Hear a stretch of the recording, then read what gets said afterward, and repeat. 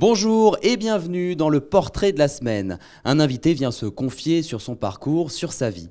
Aujourd'hui, nous sommes en compagnie de Geneviève de Fontenay. Bonjour Geneviève de Fontenay. Bonjour Nicolas.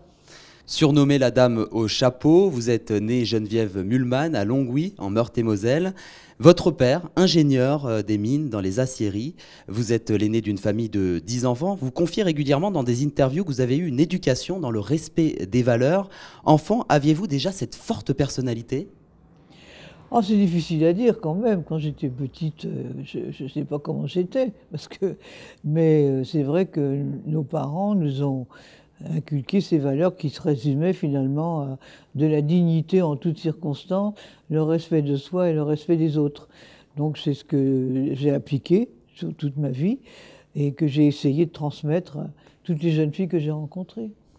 En 1952, vous êtes avec des amis à Carnac. Par le fruit des hasards, vous découvrez que la ville organisait une élection de Miss. Vous découvrez cet univers. Vous faites aussi la rencontre de Louis Poirot de Fontenay, délégué général du comité Miss France, qui deviendra l'homme de votre vie. Mais pourquoi portez-vous le nom de Fontenay, car vous n'étiez pas marié ? Non, on n'a pas eu besoin d'un papier de curé ou du maire pour sceller un amour qui a duré quand même plus d'un demi-siècle et auquel je suis restée fidèle. Alors maintenant, je vais vous montrer une vidéo. Parce que vous remportez le titre de Miss Élégance en 1957, alors que vous êtes mannequin pour plusieurs marques. Après le décès de votre compagnon, vous reprenez avec votre fils Xavier le comité Miss France. C'est d'ailleurs le 31 décembre 1986 que la première élection est retransmise à la télévision, présentée par Guy Lux. Je vais vous laisser découvrir cette vidéo. C'était une soirée mémorable. On a risqué notre carrière ce jour-là. C'était terrible avec Guy Lux. Et donc, par conséquent, élu Miss France, 1987, Europe. C'est la seule fois où j'étais en Europe. 42,2% des voix, Nathalie Marquet sur l'Alsace. Miss Alsace, Miss France, 87. Et oui, ça a commencé comme ça, avec Nathalie, qui est maintenant Madame Pernaut. L'arrivée de ce concours sur le petit écran est-elle l'une de vos plus grandes fiertés ? Ah ben c'est sûr que, puisqu'elle a commencé, l'élection de Miss France a commencé en 1947, enfin après la guerre, avec Louis de Fontenay qui l'a présenté au Palais de Chaillot. Parce qu'avant c'était Maurice de Waleffe qui avait fait les élections, qui a élu notamment en 1930 celle qui est devenue la Begum à Gacon III. Qui s'est marié avec la Gacon. Et il y a eu la guerre, et c'est à ce moment-là que Louis de Fontenay est arrivé là. Et moi, je suis arrivé en 1952, oui, et le comité Miss France a été déclaré en 1954, à Saint-Cloud. Il est toujours à Saint-Cloud. Ce statut de maman des Miss, avec votre style vestimentaire incontournable, est bien connu des Français. Vous dites régulièrement que votre chapeau... Maintenant, c'est la grand-mère. est autant connu que le panache d'Henri IV. Pourquoi ce look, Geneviève de Fontenay ? C'était dans mon tempérament, c'est dans mon caractère. D'ailleurs, je te donnerai d'ailleurs le livre de mon frère Paul qui a écrit Geneviève et les siens, où il fait quelques descriptions qui sont tout à fait... on voit tout de suite l'image, où déjà, j'étais pas comme tout le monde quand j'allais à la messe, là-bas... Après, quand on est allé à Gondange, puisqu'après Longwy, on est parti pour la guerre, pendant la guerre, et après, mon père a été nommé aux aciéries d'Agondange. Et Paul raconte, quand j'arrivais à la messe, tous les gens, il disait c'est la chose qui arrive. Alors c'est vrai que j'avais des chapeaux, j'étais déjà différent des autres, j'étais pas comme tout le monde. Ça a commencé de bonne heure. L'année 2010 signe votre rupture avec Endemol et la Société Miss France à la suite de plusieurs polémiques, alors notamment les photos de Valérie Bègue dans le magazine Entrevue ainsi que l'affaire Miss Paris. À cette époque, votre départ avait fait grand bruit dans la presse. Que s'est-il passé ? Bien justement, comme tu viens de dire, ça a été d'abord Valérie Bègue qui avait fait des photos à moitié déshabillée sur une croix à La Réunion. Dans l'eau, enfin, pour se baigner.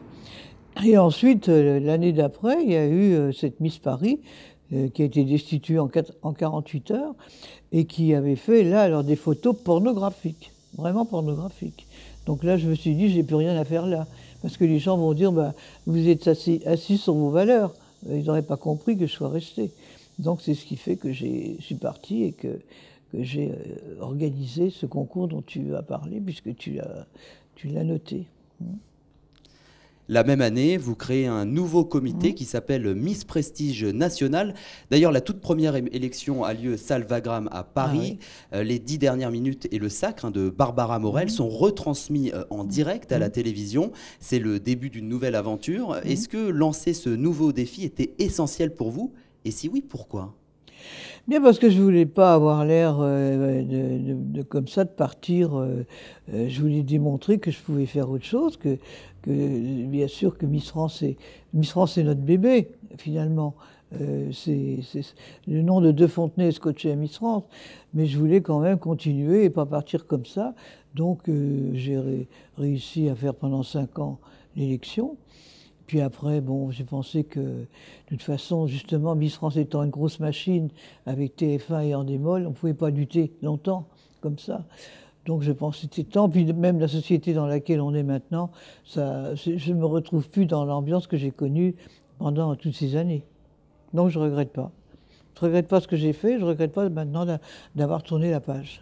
En décembre 2015, lors de la soirée d'élection de Miss Prestige National 2016. C'est dans votre discours d'adieu au monde des Miss, après de très nombreuses années dans ce domaine. Je vous laisse découvrir la vidéo. C'est donc une nouvelle page de ma vie qui se tourne ce soir. Ce sera probablement la dernière. Présenté par Olivier Mine. Je commence à voir mon avenir derrière moi. Puis maintenant, on sait, si on part de chez soi le matin, on ne sait pas comment on rentre le soir. Bon. Donc il faut profiter des moments qui passent pour avoir un petit peu de cœur et d'espoir, parce que c'est vrai que les choses deviennent difficiles, mais au moins avoir le soleil dans notre cœur. Ah oui. Dans quel état d'esprit Dans quel état d'esprit étiez-vous à ce moment-là, Geneviève de Fontenay? Très détendu, très détendu. De toute façon, j'avais beaucoup de problèmes avec mon ex-Miss France qui était devenue la présidente de ce comité, et avec laquelle j'avais pas mal de problèmes. Donc c'était une libération, quelque part, et je ne regrette pas du tout.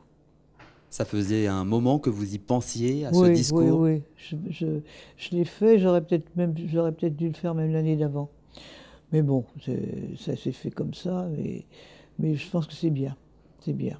C'est la meilleure chose en ce moment pour vous, d'avoir tourné cette page. Ah oui, tout à fait, tout à fait. D'abord parce que, justement, comme je dis, la société est tellement polluée, contaminée. Maintenant, les filles, elles se déshabillent, la poitrine à l'air et tout. Enfin, ça devient presque obligatoire. Hein. Quand on voit la fille d'un ancien ministre qui était en couverture d'un journal spécialisé, la poitrine à l'air et la guitare entre les jambes, on se dit qu'il y a quand même quelque chose qui change dans la société, quoi. Notamment, vous critiquez Nabila dans les médias? C'est-à-dire, bon, j'ai rien contre cette fille qui est très jolie, mais disons qu'elle a fait sa notoriété là-dessus, sur sa poitrine, comme je dis, farcie. Pour moi, qui n'est pas sa poitrine normale. Donc c'est comme ça qu'on l'a connue. C'est quand même pas normal de faire une notoriété, d'aller demander après 5 000 € dans une discothèque pour un peu se déshabiller. Il y a quand même des choses qui ne collent pas. Quand il y a des gens qui vivent avec 1 000 € par mois. Donc tout ça, c'est une espèce de mode qui est entretenue par des médias spécialisés, où les couvertures, c'est que ça. C'est que ça, finalement. Et comment se voit Geneviève de Fontenay dans les années à venir? Ah ben ça j'en sais rien. Je préfère peut-être pas le savoir, hein, parce que finalement, on part de chez soi le matin, on ne sait pas comment on rentre le soir, ou si on rentre le soir. Donc je laisse les jours passer les uns derrière les autres, en espérant qu'il se passe aussi bien qu'il se passe maintenant, quoi. Parce que je continue à circuler, à voir ce public qui m'est très attaché, dans des séances de dédicaces et photos, dans les salons du mariage, salon du chocolat, salon foire exposition, enfin voilà quoi. Donc je suis toujours en contact avec le public et c'est ma nourriture terrestre. Comme je dis, ça remplace les médicaments et ça ne ruine pas la sécu. C'est votre devise, Oui. le public. Oui. Ah bah oui. Ah oui. Oui. Et pour finir, en un mot, qui est Geneviève de Fontenay? Bah, celle qui aurait souhaité que les canons de la beauté remplacent ceux de la guerre. Mais je crois que c'est vraiment un rêve, mais je ne pense pas qu'il se réalisera, malheureusement. En tout cas, je n'aurais pas fait de mal à l'humanité. Amen. Merci Geneviève de Fontenay pour votre portrait. Merci de m'avoir invité, Nicolas. C'était le portrait de la semaine avec Geneviève de Fontenay. Merci de nous avoir suivis. À une prochaine pour découvrir une nouvelle personnalité.